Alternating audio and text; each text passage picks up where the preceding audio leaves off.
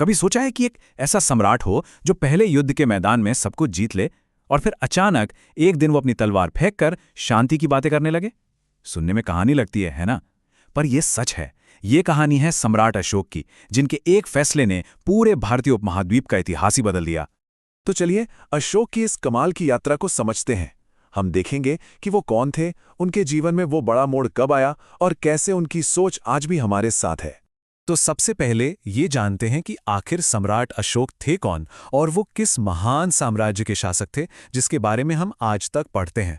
देखिए, अशोक की रगों में ही शासन था। उनके दादा थे महान चंद्रगुप्त मौर्य, जिन्होंने भारत के सबसे बड़े साम्राज्यों में से एक मौर्य साम्राज्य की नींव रखी थी। तो विरासत बहुत बड़ी थी। उन्हें बड़े शानदार टाइटल दिए गए थे, जैसे देवानाम प्रिय, जिसका मतलब है देवताओं का प्यारा, और प्रियदर्शी, मतलब जो सबको प्यार और स्नेह से देखता हो। पर सवाल यह है कि क्या वो शुरू से ही ऐसे थे? कहानी में आगे पता चलेगा। चलिए अब कहानी के उस हिस्से पर आते हैं जो सबसे अहम है। एक ऐसा मोड़, एक ऐसी घटना जिसने अशोक को हमेशा के लिए बदल कर रख दिया। तो देखिए, अपने राज के शुरुआती सालों में अशोक का एक ही मकसद था, जीत, जीत और बस जीत।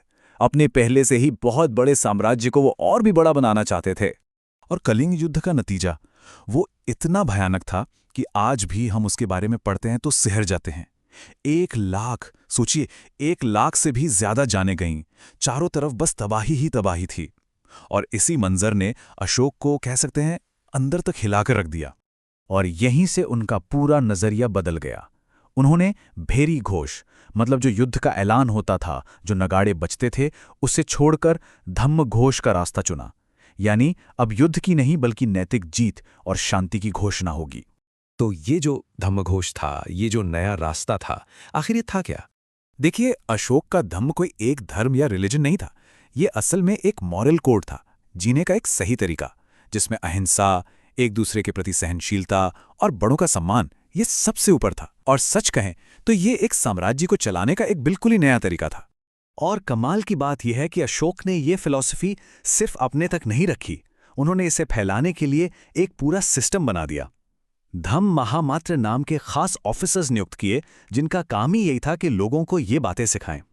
यहां तक कि उन्होंने अपनी रॉयल हंटिंग ट्रिप्स को भी बंद कर दिया और उसकी जगह धम्म यात्राएं शुरू की, मतलब बोधगया जैसे पवित्र जगहों पर जाना। अब एक और दिलचस्प बात, अशोक ने अपनी इस नई सोच को, इस धम्म को आम लोगों तक आखिर पहुंचाया कैसे? ये अपने आप में एक बहुत बड़ी बात थी।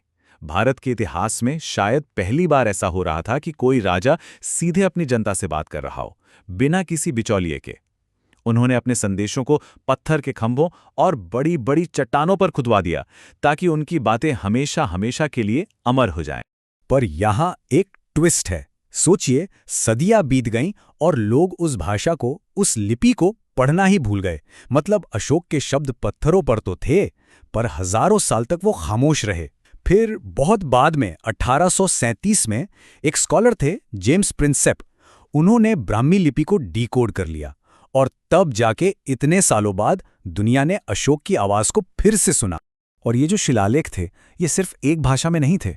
इन्हें ब्रह्मी, खरोष्टी, यहां तक कि ग्रीक और अरामी जैसी लिपियों में भी लिखा गया था। इससे पता चलता है कि उनका साम्राज्य कितना विशाल और डाइवर्स था, और उनकी कोशिश थी कि उनका संदेश हर किसी तक पहुंचे, चाहे वो कोई भी भाषा या लिपि जानता हो।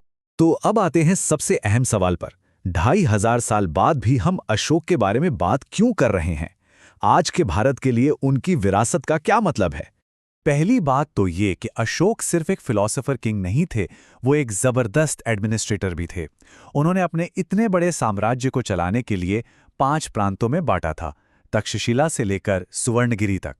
और उनका जो एडमिनिस्ट्रेशन का सिस्टम था, वो उस जमाने के हिसाब से बहुत ही एडवांस था। और उनका धम्म सिर्फ बड़ी बड़ी बातें नहीं थी, वो एक्शन में दिखता था। उन्होंने पब्लिक के लिए बहुत काम किया, जैसे सड़कों के किनारे पेड़ लगवाना ताकि यात्रियों को छाया मिले, जगह जगह कुएं खुदवाना, और ये देखिए, सिर्फ इंसानों के लिए नहीं बल्कि जानवरों के लिए भी अस्पताल बनवाना।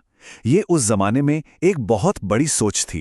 अशोक के विरासत आज भी हमारे चारों तरफ है, हम रोज उसे देखते हैं।